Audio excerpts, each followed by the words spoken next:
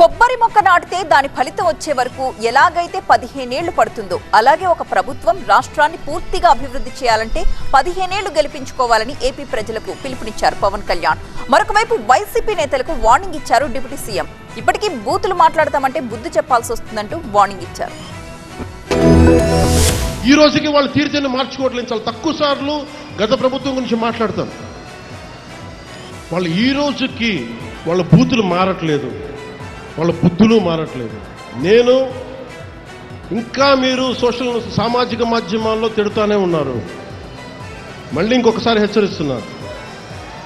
పిఠాపురంలో ఒకసారి చెప్పాను మీకు, మళ్ళీ మీరు కూర్చొని పాత పద్ధతిలో కనుక మళ్ళీ నాయకులు మళ్ళీ మీరు పిచ్చి ప్రలాపనలు చేస్తే పర్యావసానాలు చాలా తీవ్రంగా ఉంటాయి, గుర్తుపెట్టుకో.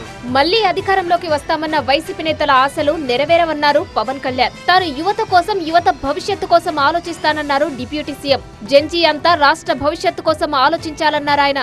ముఖ్యంగా ఇక్కడున్న జెన్జీ 20 ఏళ్ళు 2000 తర్వాత పుట్టిన పిల్లలు, యువత, నేను మీ భవిష్యత్తు కోసం ఆలోచిస్తున్నాను.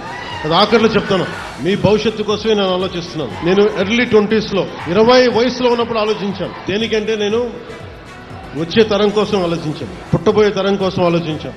రాజకీయాలకు కొబ్బరి చెట్టు థియరీ అప్లై చేశారు పవన్ కళ్యాణ్. ఒక కొబ్బరి చెట్టు మనకి ఫలం ఇవ్వాలి అంటే కనీసం 8 నుంచి 10 సంవత్సరాలు పడుతుంది. పూర్తి స్థాయిలో దాని ఫలితం చూడాలంటే కనీసం 15 సంవత్సరాలు పడుతుంది. నేను ఈ రోజున మిమ్మల్ని అడిగేది ఎలక్షన్ ముందు అడగట్లేదు, ఇప్పుడే అడుగుతున్నాను. వచ్చే 15 సంవత్సరాలు ఈ కూటమి ప్రభుత్వానికి మీరు అండగా ఉన్నారు. బతుకు తెరువుకు సినిమాలు చేస్తున్నానన్న ఉప ముఖ్యమంత్రి బాధ్యతగా రాజకీయం చేస్తున్నానన్నారు. ఈ మధ్యన మీరు బాధపడుతున్నారని చెప్పి కొంచెం దృష్టి పెట్టాను ఓజీ గురించి. మరీ రాజకీయం, సమాజం అని మమ్మల్ని ఏడిపిస్తున్నాడు, మమ్మల్ని తలెత్తుకోలేకపోతున్నాం మన అభిమానులందరూ మాట్లాడుతూ ఉంటే ఒక్కసారి మీకోసం దృష్టి సారించాను. ఎందుకంటే నాకు సినిమాలు ఓకే, నా బతుకు తెరువు, నా జీవనాధారం.